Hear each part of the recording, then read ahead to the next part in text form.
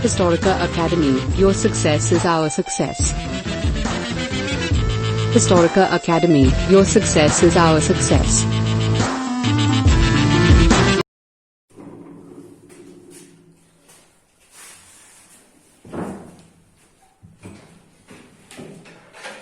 तो आज आप लोगों को क्या पढ़ाना है?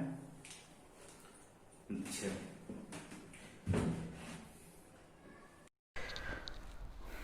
आप लोगों को राज्य के राजभाषा के रूप में हिंदी का विकास की चर्चा कर रहे थे कल। थोड़ी सी इसमें देख लीजिए, राजभाषा के रूप में हिंदी का विकास।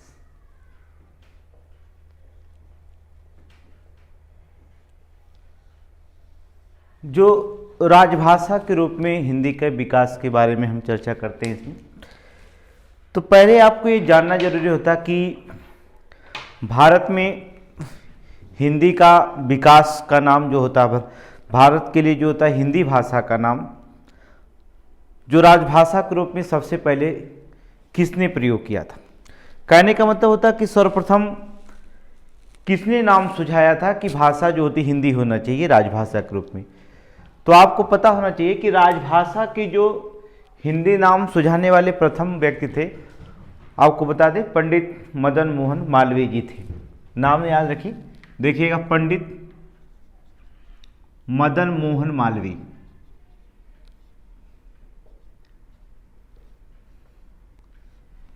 जो ये पंडित मदन मोहन मालवीय जी थे, वो प्रथम व्यक्ति थे जिन्होंने राजभाषा के रूप में हिंदी भाषा को स्वीकार करने की बात की।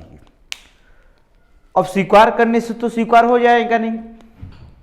आपको पता होगा किसी भी भाषा को अगर हमें शामिल करना हो 8वीं अनुसूचियों में, तो सबसे पहले तो हमें संविधान में पेश करना होता है। और उन्होंने सुझाव तो दे दिया, पंडित मदन मोहन मालवीय जी ने, आप लोगों को बता दें, एक सुझाव दिया, लेकिन संविधान में अब प्रस्तुत करने की बारी आई। तो संविधान सभा में जो होता है हिंदी को, जो होता है संविधान सभा में, संविधान सभा की जिम्मेदारी जो लिया सौंपने का, गोपाल स्वामी अयंगर का नाम सुने होंगे आप लोग, कि नाम आपको पता होना चाहिए कि हिंदी भाषा में जो था गोपाल स्वामी अयंगर ने संविधान सभा में इसको प्रस्तुत किया।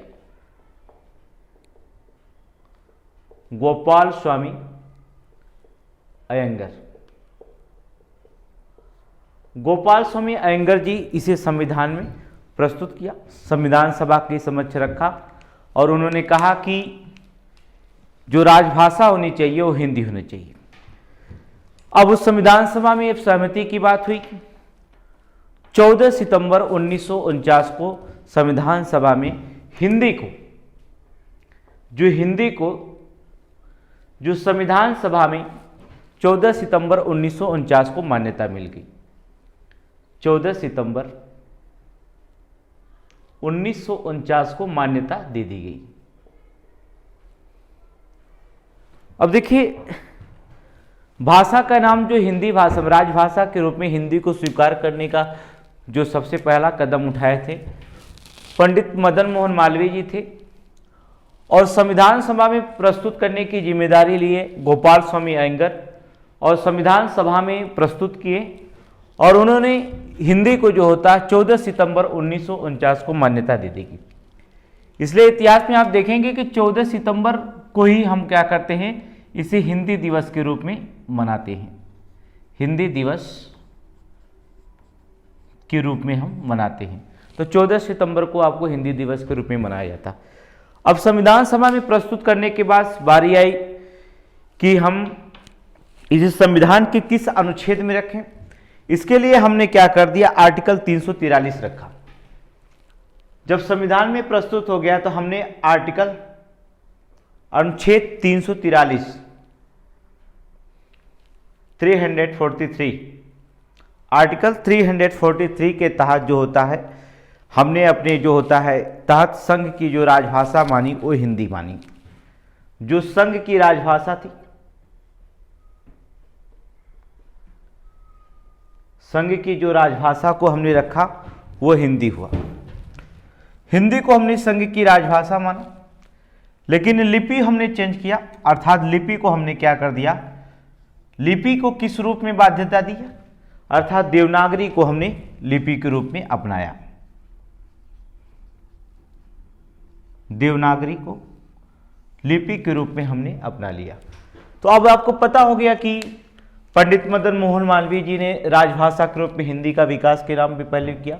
विधानसभा में गोपाल स्वामी अयंगर जी ने प्रस्तुत किए और उन्होंने संविधान सभा में जो होता है 14 सितंबर 1949 की मान्यता मिल गई और हिंदी को 14 सितंबर को हिंदी दिवस के रूप में मनाया गया। और आर्टिकल 343 के तहत संघ की राजभाषा को हमने हिंदी को रूप में रखा और इसकी लिपि को हमने क्या कर दिया, देवनागरी लिपि अपनाया गया।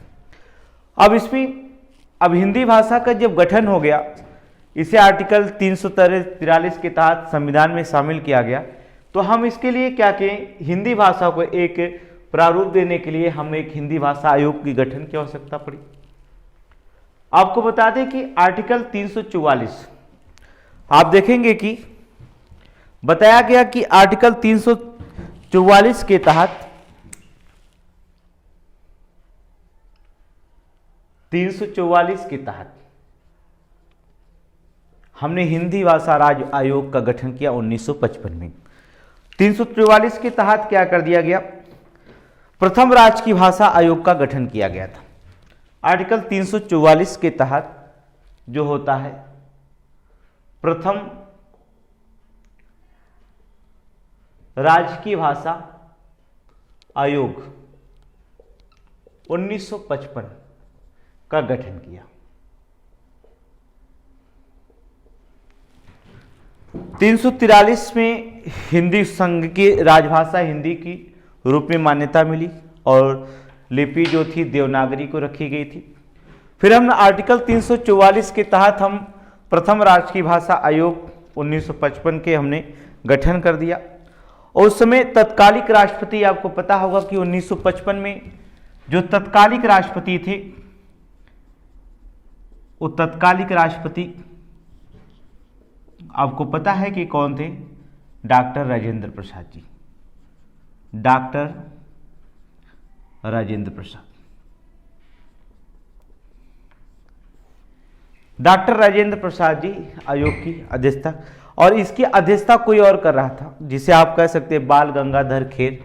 अर्थात प्रथम राज्य की भाषा आयोग का गठन किया गया तो अध्यक्षता करने वाले व्यक्ति, तत्कालिक राष्ट्रपति तो डॉक्टर राजेंद्र प्रसाद जी थे, लेकिन अध्यक्षता कौन कर रहे थे, अध्यक्षता करने वाले व्यक्ति बाल गंगाधर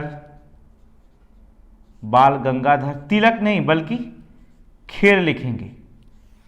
ठीक है, कभी कभी ऑप्शन में तिलक दिया रहता बाल गंगाधर तिलक, तो हम बाल गंगाधर तिलक को ज़्यादा याद करते, तो उसको हम लोग बाल गंगाधर खेर के जगह जो होता है बाल गंगाधर तिलक को क्लिक करके आगे बढ़ जाते हैं।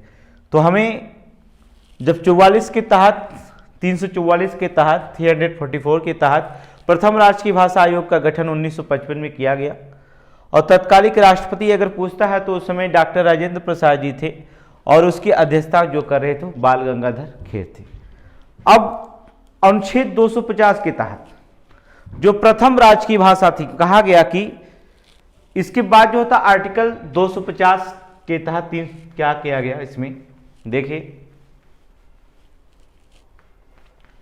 इसके अगर आर्टिकल आगे 344 के आगे बढ़ाते तो हम आर्टिकल 344-45 कर देते, लेकिन आर्टिकल 350 अगर लेते हैं, अनुच्छेद 350, आर्टिकल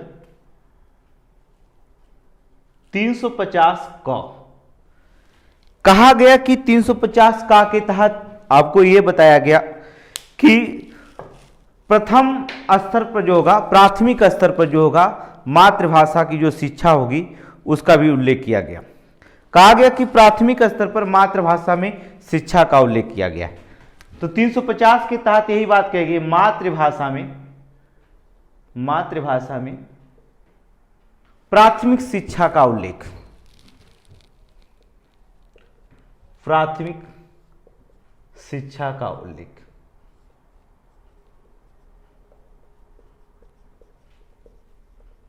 प्राथमिक अथवा मातृभाषा में प्राथमिक शिक्षा का जो उल्लेख मिलता है वो आर्टिकल 350 के तहत उसे रखा गया था। अब आर्टिकल 343 अब हिंदी भाषा के राजभाषा में हिंदी के विकास से 3 आर्टिकल तो मोस्ट इंपॉर्टेंट माने जाते हैं। आर्टिकल 343, 344 और 355 या 350 का के तहत हम इसे 3 आर्टिकल आपको याद करना पड़ेगा। अब किसी भी राज्य संविधान में किसी भी भाषा को हम संविधान के अब किस अनुसूचियों में शामिल किए जाते हैं, अर्थात हमने क्या किया, इसके लिए संविधान का 8वीं अनुसूची में इसे शामिल करना उचित माना गया। 8वीं अनुसूची में इसे शामिल किया गया। जब राजकीय भाषा को शामिल किया जा रहा था तो उस समय केवल 14 भाषाओं का उल्लेख था। आपके कहीं जब संविधान के 8वीं सूची में भाषाएं शामिल हो रही थी तो उस समय देखेंगे जब थे तो मूल अगर संविधान में अगर देखा जाए कि शुरू में किया गया था शुरुआत में, तो शुरुआत में केवल 14 भाषाओं को ही शामिल किया गया था। 14 भाषाएं शामिल थीं। लेकिन अगर वर्तमान में इसके देखा जाए तो कुल 22 भाषाओं का उल्लेख मिलता है। और भी भाषाएं शामिल करने की बात हो रही है। आगे आपको देखेंगे अगले वीडियो में कि जो भाषाएं शामिल की गई, तो वर्तमान में पहले जो था शुरुआत में जो था 14 भाषाओं का उल्लेख किया गया, लेकिन वर्तमान में 22 भाषाएं उल्लेख किया गया। अब ये इंपॉर्टेंट नहीं लगता है कि 14 भाषा तो मूल भाषा थी, लेकिन 22 भाषाओं का उल्लेख कब शामिल किया गया, ये मोस्ट इंपॉर्टेंट आपका रखता है कि 8वीं अनुसूची में इन 22 भाषाओं का उल्लेख कब कब किया गया। यहां पर मोस्ट इंपॉर्टेंट बनता क्वेश्चन आपका। तो बता दें 1967 21वां संविधान संशोधन चल रहा था। देखिएगा 21वें संविधान 21वें संविधान संशोधन 1967 में एक भाषा जोड़ी गई थी जिसकी भाषा का नाम था 21वें संविधान संशोधन के तहत 1967 में कौन सी भाषाएं जोड़ी गई थी, अर्थात सिंधी को हमने इसमें जोड़ा था। एक भाषा शामिल किया जिसका नाम था सिंधी। सिंधी को हमने क्या कर दिया, 21वें संविधान संशोधन के द्वारा जोड़ दिया गया था। फिर दूसरा संविधान संशोधन जो हुआ वो 71वां संविधान संशोधन 1992 में हुआ। अगला संविधान संशोधन की बात करते हैं 71वें संविधान संशोधन। जब 71वां संविधान संशोधन 1992 में हुआ था, 1992 में, तो उसमें हमने 3 भाषाओं को जोड़ दिया। पहला था नेपाली, दूसरा कोंकणी और मणिपुर को इसमें हमने शामिल कर लिया। देखिए कौन कौन भाषाएं जोड़ी गई, नेपाली, कोंकणी और मणिपुर। इन 3 भाषाओं को हमने क्या कर लिया, 71वें संविधान संशोधन के तहत हमने क्या कर दिया, 1992 में नेपाली, कोंकणी और मणिपुर को हमने जोड़ दिया। अब देखिए 14 और 4 ये भाषाएं हो गई, 14 4 मिलकर के 18 भाषाएं। अभी 4 भाषाएं और जोड़ी गई। वो 4 भाषाएं के देखेंगे आपको कि कौन शामिल किया। फिर अगला जो संविधान संशोधन हुआ उनमें हमने 4 भाषाओं को जोड़ दिया। देखिए जो नेक्स्ट संविधान संशोधन होता हो वो 92वें संविधान संशोधन 2003 में हुआ था। 92वें संविधान संशोधन 2003 में हुआ। अब इसमें 4 भाषाओं का हमने जोड़ा। जो 92वें संविधान संशोधन हुआ उसमें हमने 4 भाषाओं को जोड़ा। कौन कौन थे, बोडो, पहली भाषा जो थी वो थी बोडो, दूसरी जो थी डोगरी, तीसरी मैथाली और चौथी जो थी संथाली। इन 4 भाषाओं को और जोड़ा गया और इसको 4 जो 18 और 4 ये थे 22 भाषाओं का जो होता हम उल्लेख मिलता है। तो संविधान की जो आपकी भाषाएं रखी गई, पहले 14 भाषा थी, 8वीं अनुसूची में 14 भाषाओं का उल्लेख था, लेकिन वर्तमान में 22 भाषाओं का उल्लेख किया गया। शुरुआत में 14 भाषाएं थी। 21वें संविधान संशोधन 1967 में सिंधी भाषा को जोड़ा गया था और 71वें संविधान संशोधन 1992 में 3 भाषाएं और जोड़ी गई थी, नेपाली, कोंकणी और मणिपुर। फिर हमने क्या कर दिया, 92वें संविधान संशोधन 2003 में बोडो, डोगरी, मैथाली और संथाली को ये 4 भाषाएं जोड़ा और 22 भाषाओं का जो होता उल्लेख मिलता है। तो आपको आर्टिकल 350 में बताया गया। अब देखिए उत्तर प्रदेश में जो हिंदी जो होती है प्रथम भाषा मानी जाती है, लेकिन यूपी पुलिस और टेट में पूछा जाता है कि उत्तर प्रदेश की दूसरी राज्य की भाषा कौन सी है। तो उत्तर प्रदेश की जो दूसरी राज्य की भाषा है वो आपकी उर्दू मानी जाती है।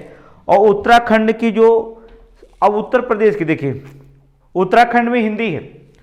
थोड़ी सी परीक्षाएं में क्या होगा, अगर क्वेश्चन यूपी से पूछता है, यूपी की जो होता है, यूपी और उत्तराखंड ये दोनों की जो होती है प्राथमिक स्तर पे जो भाषा मानी जाती है।